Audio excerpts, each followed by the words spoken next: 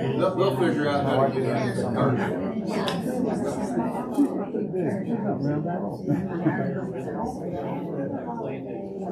Did you say we were? I'm online. All right. Everybody in America has now heard me say we're online. We're online. Because the microphone's right there.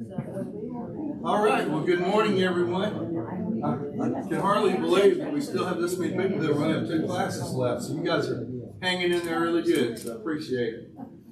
So next week, in case we don't get to the last slide this morning, we're supposed to do, is it 45 through 47? 43. 43 through 47. Today, we're going to go back a chapter to 38 and start there since we didn't get to there last week and try to get up through 47. So we will go ahead and get started with that.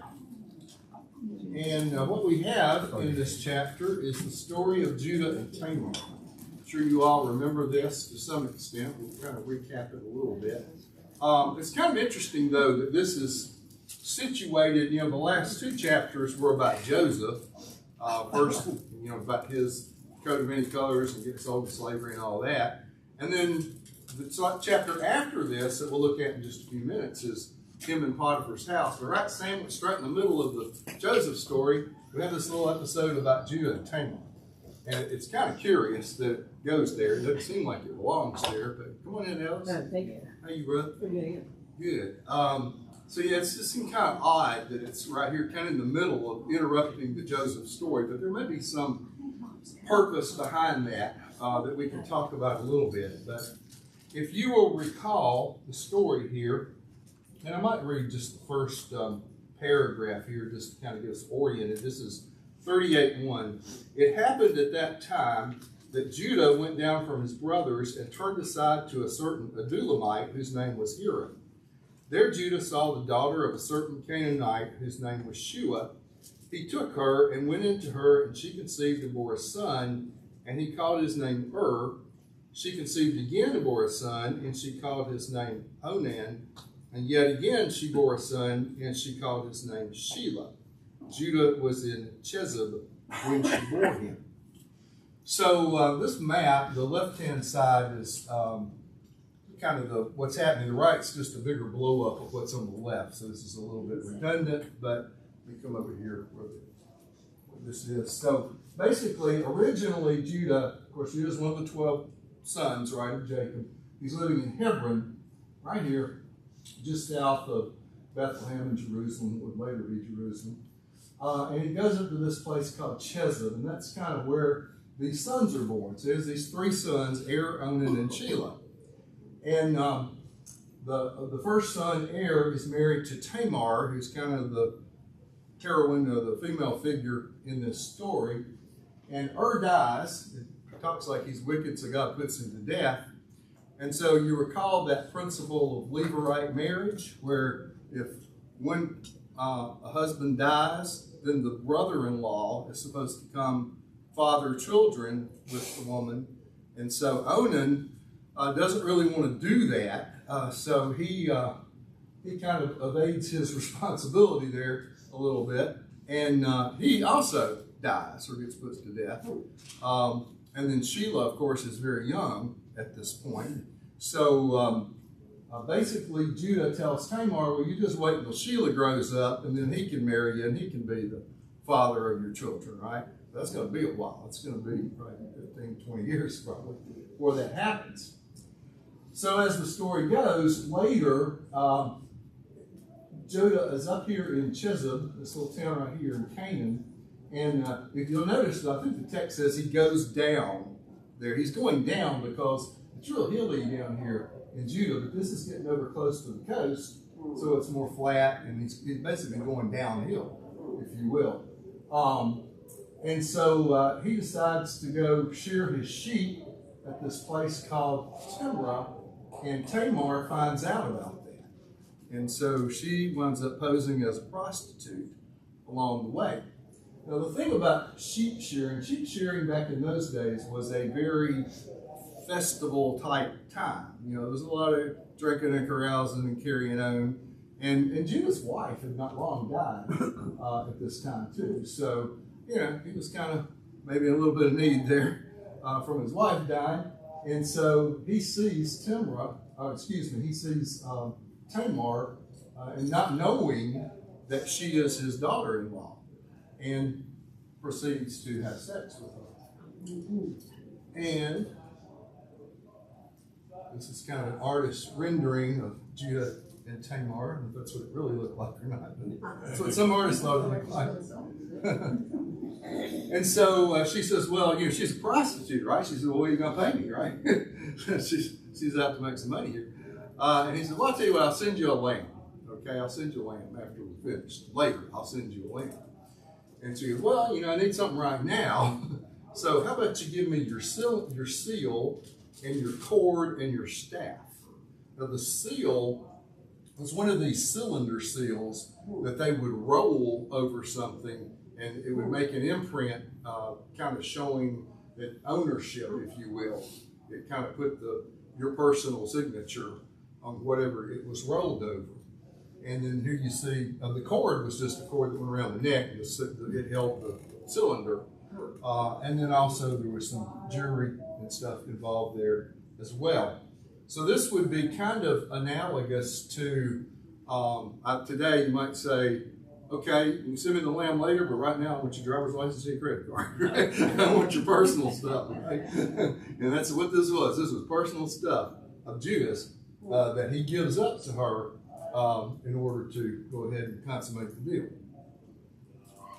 And then, wrong thing. Whoops, don't go that far yet. Okay. So, there's a lot of themes in this story. Anybody recognize any just themes that stick out to you in this whole tale of, as I didn't get to the end obviously is that he goes to take the stuff back and he asks, where's that? Calls her a cult prostitute rather than an everyday run-of-the-mill prostitute. Trying to upgrade her a little bit there. But they say, well, there isn't a cult prostitute around here. And then someone tells him that Tamar's pregnant with twins, and he goes, oh, well, then she needs to be burned, right? Because she's been committing immorality. And she goes, oh, whose stuff is this that I have? And presents him with all of his stuff. And he basically says, well, she's more righteous than I am, because I told her she could have Sheila, and Sheila's grown up, and he didn't give her Sheila. So it's kind of interesting take on Tamar, because what she's doing is clearly wrong by Jewish law, but it seems like she's acting in a way to kind of get back at him for what he did to her. So they're both kind of in the wrong. But what themes stick out to you in this story? Anything? Something that I love to ask you. Talking about the Lord, he took his life here. Mm-hmm. I mean, in this situation, does he just? How does that? Does he just say, "You point a finger at you and you fall dead"? Or, No, we don't know. It doesn't really give us a lot of detail there, other than he was wicked.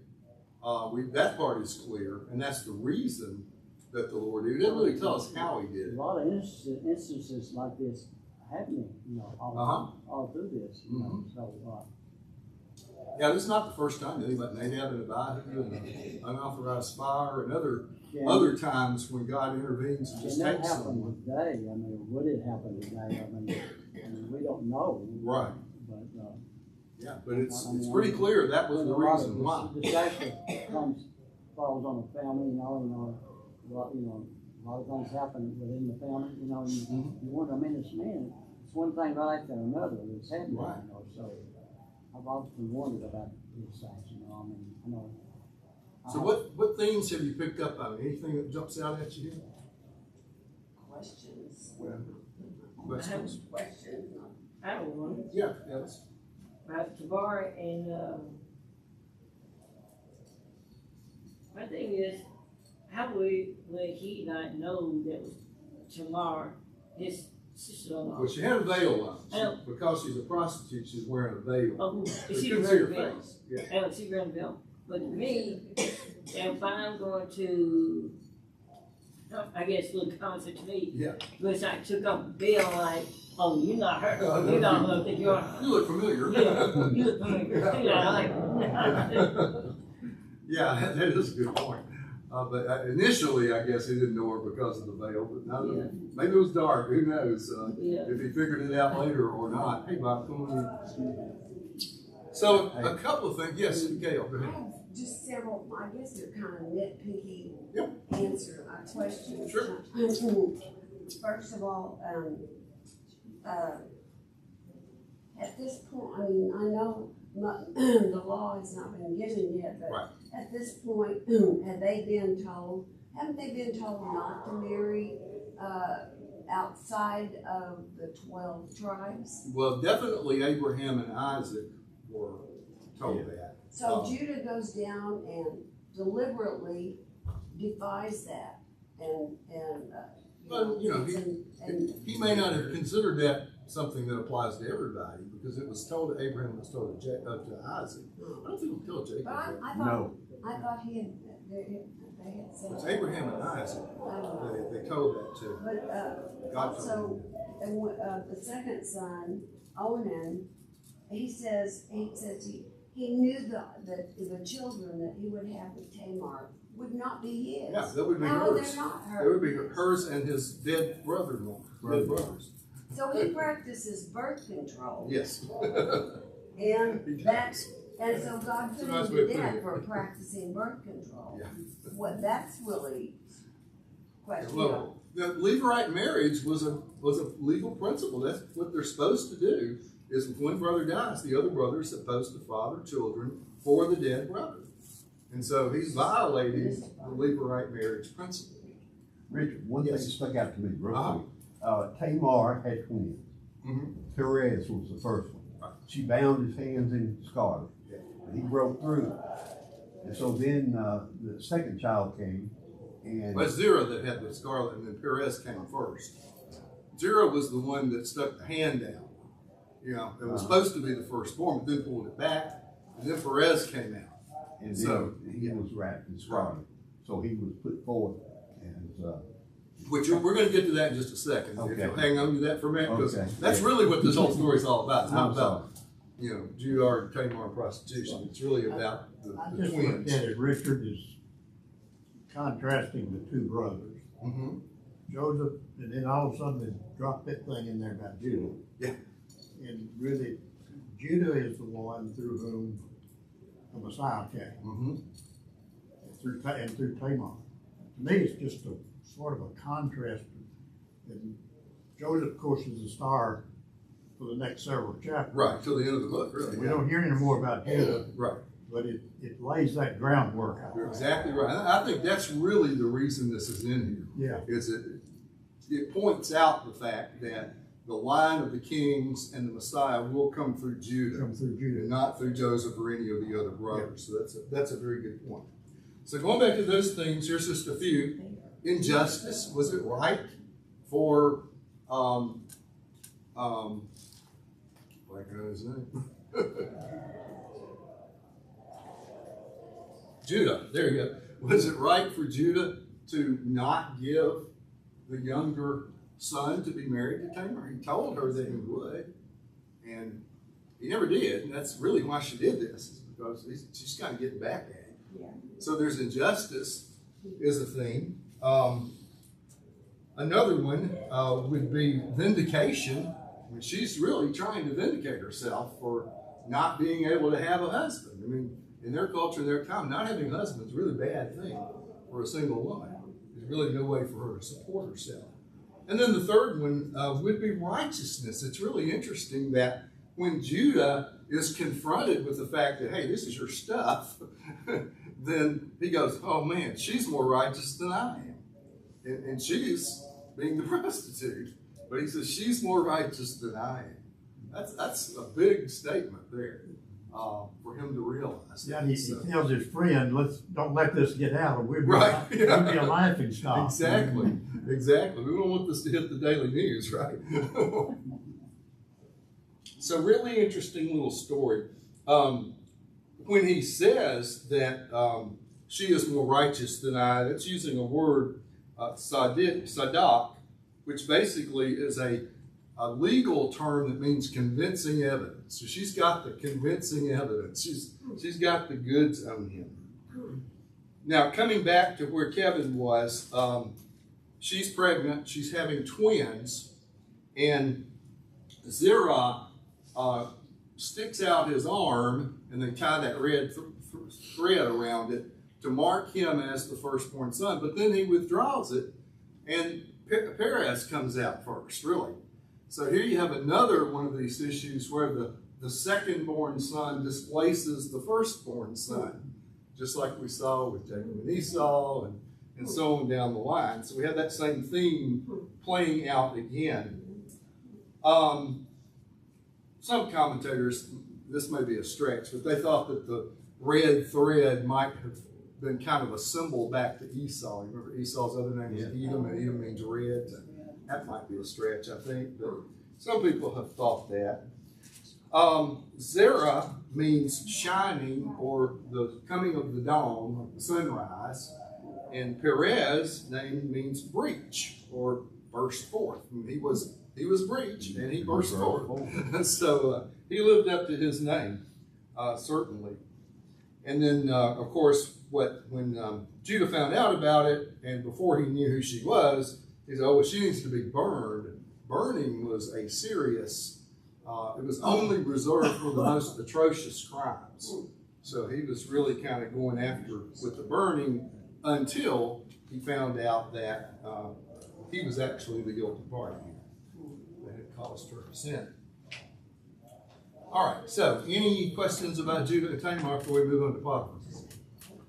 Now, one thing that's really interesting, I think, and Ray kind of hinted at this a little bit a second ago, I think there's a really interesting contrast between Judah and his he kind of like Esau a little bit, he just kind of wants to have at it, versus Joseph, who in this chapter we're going to see is in a sexual situation also, but shows incredible restraint. And so you have that contrast between what Judah did and what Joseph did. So it's really, really kind of an interesting contrast. This is chapter 39. I'm going to read the first few verses here, just to kind of ground us in this chapter. And then we'll look. I think you all are familiar with this story, so we don't need to read it all. But beginning verse 2, the Lord was with Joseph, and he became a successful man, and he was in the house of his Egyptian master. His master saw that the Lord was with him, and that the Lord caused all that he did to succeed in his hands. So Joseph found favor in his sight and attended him, and he made him overseer of his house and put him in charge of all that he had. From the time that he made him overseer in his house and over all that he had, the Lord blessed the Egyptian's house for Joseph's sake. The blessing of the Lord was on all that he had in house and field. So he left all that he had in Joseph's charge, and because of him, he had no concern about anything but the food he ate. Wouldn't you like to be Potiphar? All you had to worry about is the next meal, right? He didn't have any concerns at all. So we see here that the Lord was with Joseph. Joseph found favor, and of course, because of that, God made him an overseer of the house. He even blessed the Egyptians too, because of Joseph. So the setting here is that God's really taking care of Joseph. That's kind of who Joseph is at this point. And then we have this little thing in verse 6. This is really interesting. I can find it here. Now Joseph was handsome in form and appearance. Ever heard that before? Those are the exact Hebrew words that were used to describe Rachel, his mother. Gene pool must have been strong. The same words that describe Rachel are now used to describe Joseph. He was handsome in form and appearance. So not only good looking, but he had a good physique too. And of course, Potiphar's wife in verse 7 recognizes that and decides she wants to have a little fun. And so after a time, this is verse 7, after a time his master's wife cast her eyes on Joseph and said, "Lie with me."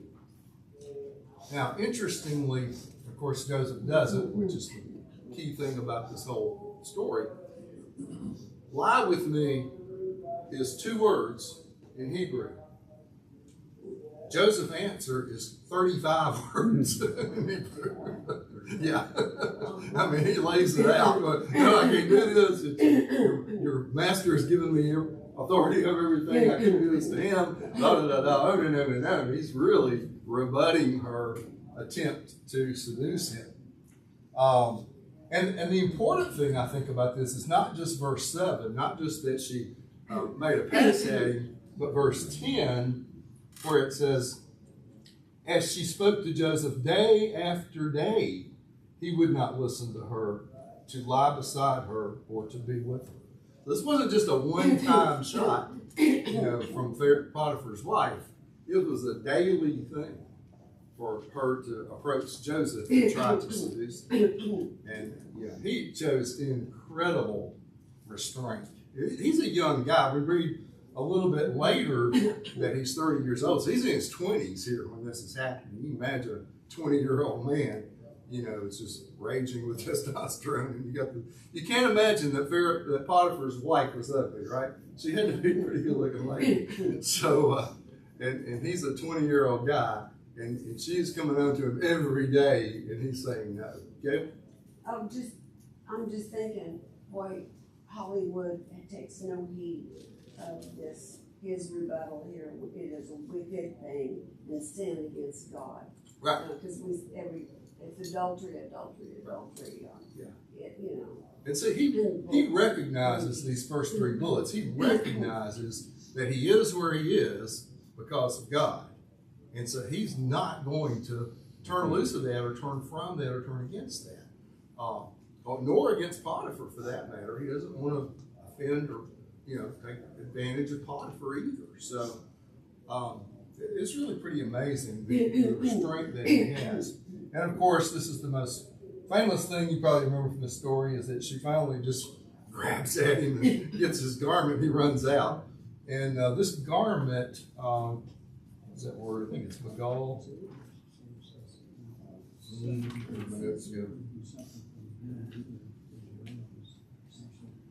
Beged is the word for garment. This is not an outer garment. Okay, so it's not like his coat. He didn't leave his coat behind. It's probably not his underwear either. So I think there's one translation that translates that loincloth. That commentators I read said that's a little bit too far. It's probably something kind of in between. Is it the same garment that David was wearing when he was praising God and Michael became jealous? I don't know. That's a Would it good be question. the same? I mean, I guess it was considered indecent for David to wear that garment at that time. And I just wonder. Michael didn't like it, did she? She didn't like it at all. I don't know. That's a good question. It could have been similar, but obviously, you know how it goes. That she basically, since he's now run away, hell hath no fury like a woman scorned, right? So she's gonna blame it on him and goes to all the people in the house and tells them, "Hey, look, I got his garment. He tried to rape me," kind of thing. In verse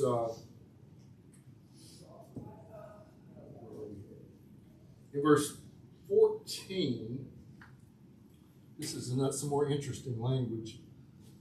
She called to the men of her household and said to them, "See, he has brought among us," he referring to Potiphar, "he has brought among us a Hebrew to laugh at us. He came into me to be with me, and I cried out with a loud voice." We've seen this once before. The word for laugh and the word for play, meaning sexual play, is kind of the same thing. And so we saw that with Rebecca and Isaac, when Ishmael saw them. When some translations say he saw them laughing. Well, they weren't laughing. They were playing with each other, if you will. So that's kind of what's going on here as well. Verse 16. Then she laid up his garment by her until his master came home and told him the same story, saying, "The Hebrew servant whom you brought among us came into me to laugh at me." There against the laugh. "But as soon as I lifted up my voice and cried, he left his garment beside me and fled out of his house." So this is now the second time that a garment has been used as evidence for a lie. Anybody remember the first time? Wasn't that long ago. His cloak, beautiful cloak. The coat of many colors, right. Same thing. They take it to Jacob and say, look, it's all bloodstained. You must have got eaten by a wild animal, right? Second time that garment has been used in that way. And it's also interesting in verse 20 that he gets put into prison. This is kind of where the next chapter is going.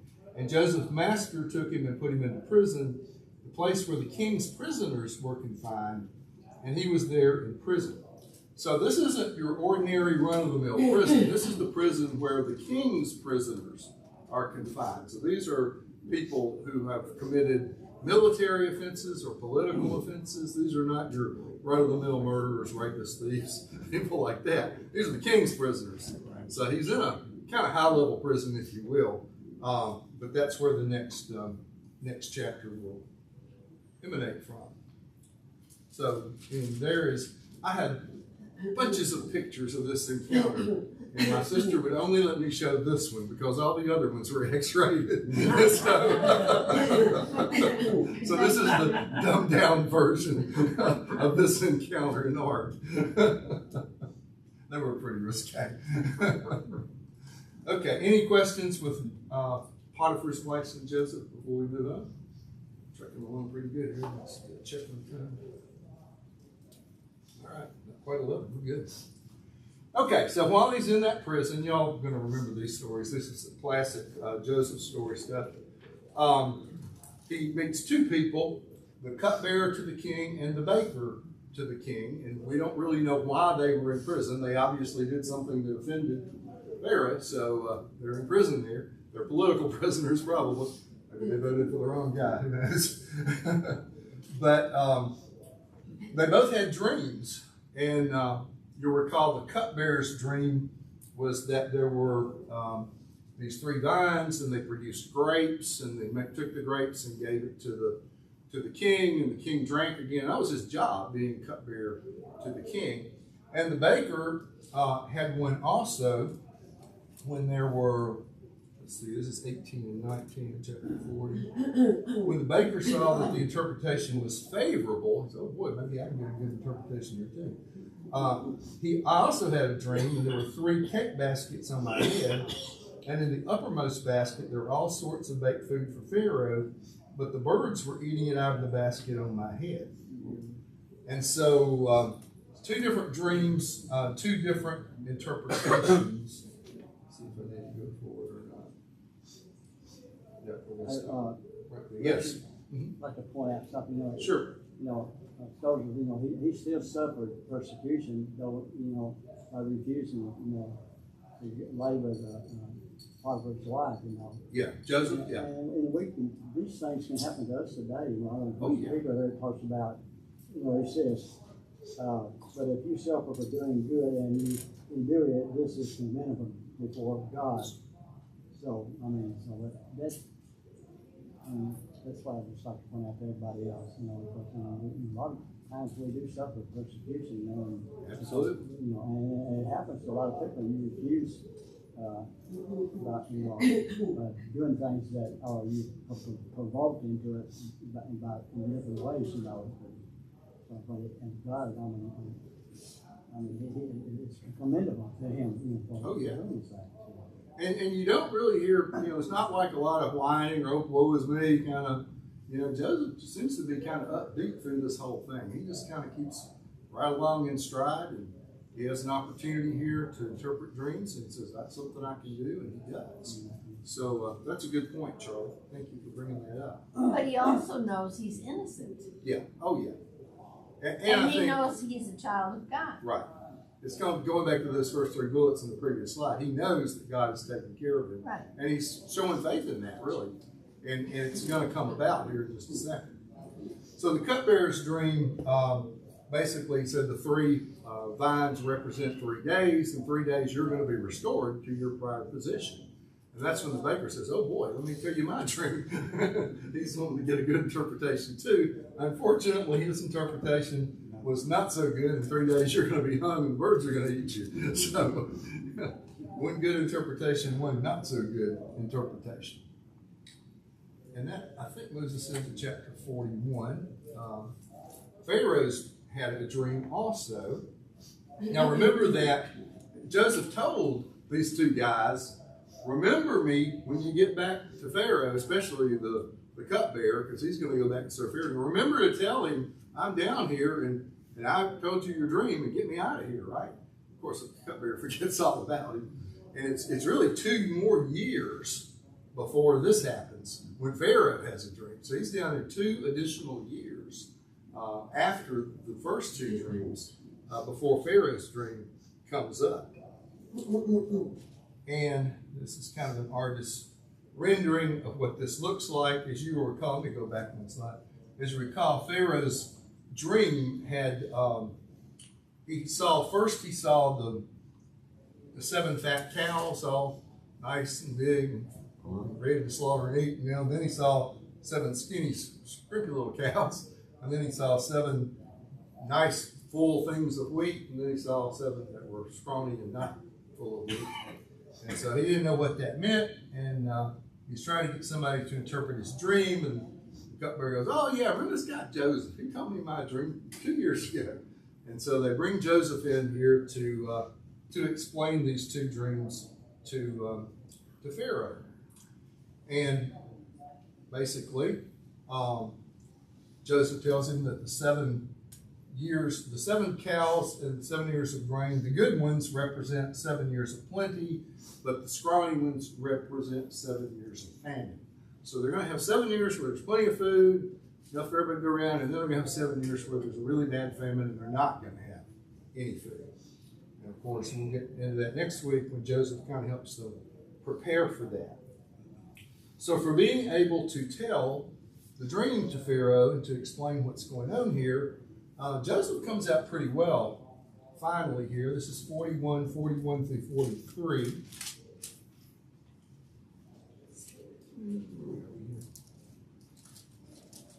And Pharaoh said to Joseph, see, I have set you over all the land of Egypt.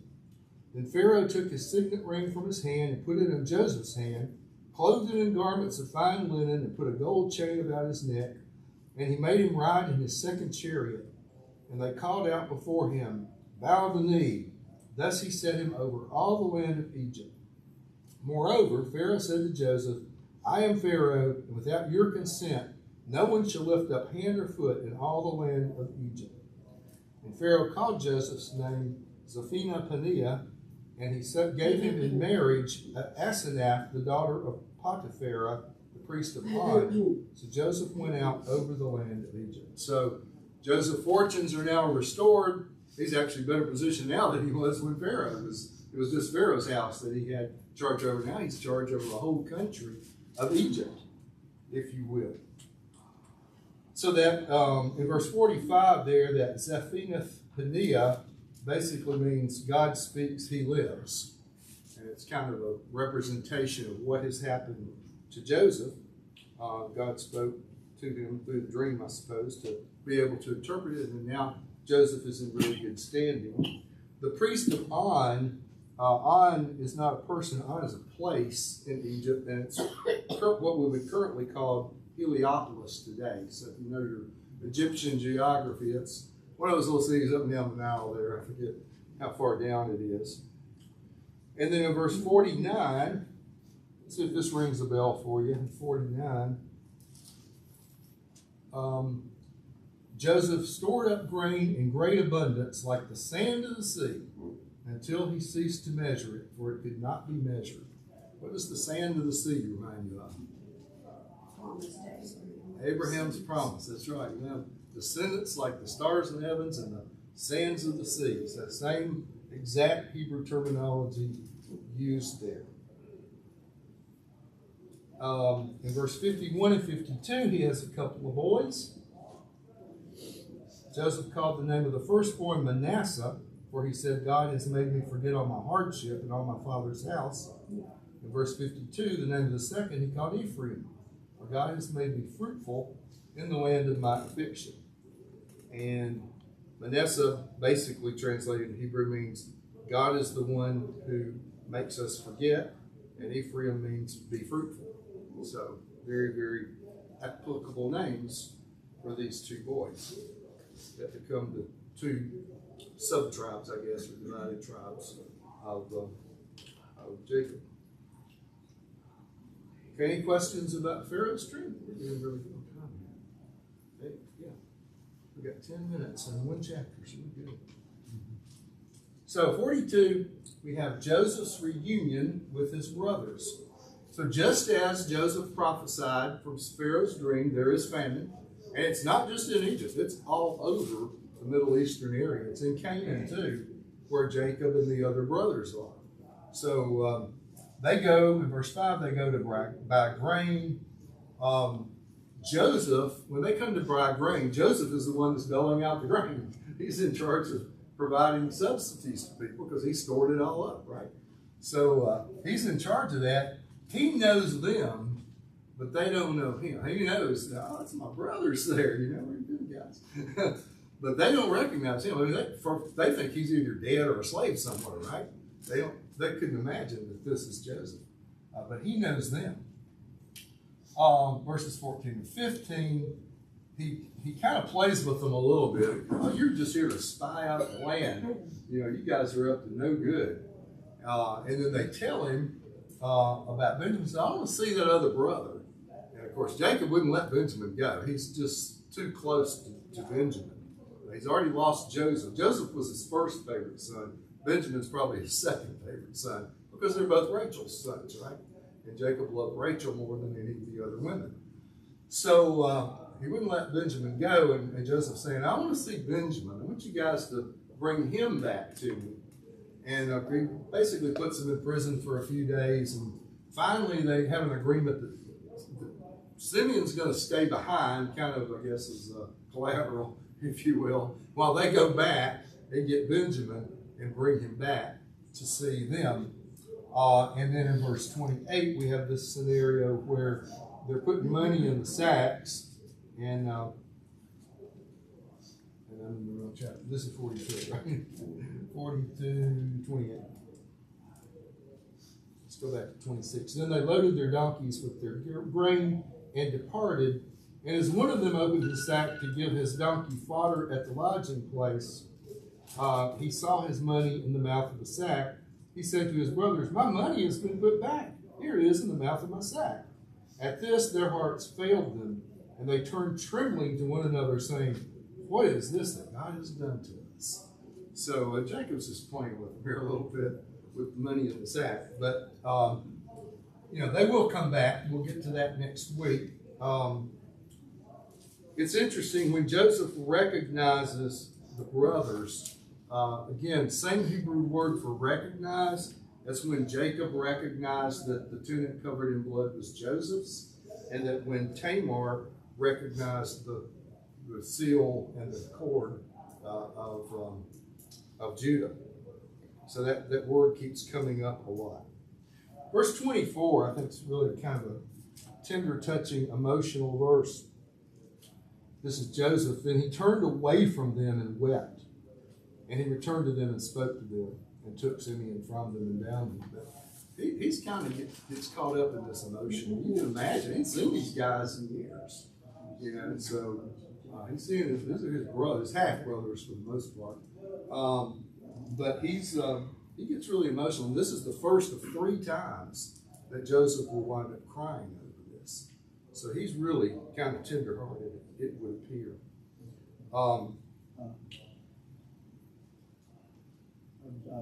Yeah, Charlie, go ahead. There was 12 brothers, weren't there?